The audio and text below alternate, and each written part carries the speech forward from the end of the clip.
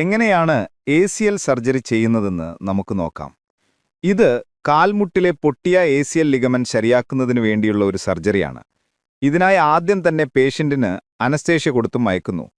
പിന്നീട് സർജൻ കാൽമുട്ടിനു ചുറ്റും ചെറിയ മുറിവുണ്ടാക്കി അതിലൂടെ ചെറിയ ക്യാമറ അകത്തേക്ക് കയറ്റുന്നു.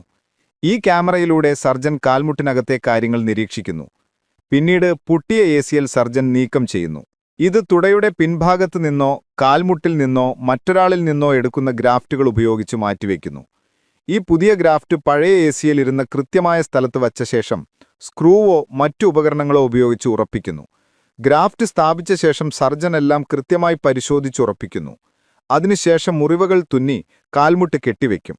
സാധാരണ ACL സർജറി 1 മുതൽ 2 മണിക്കൂർ വരെ നീണ്ടു നിൽക്കുന്നതാണ്.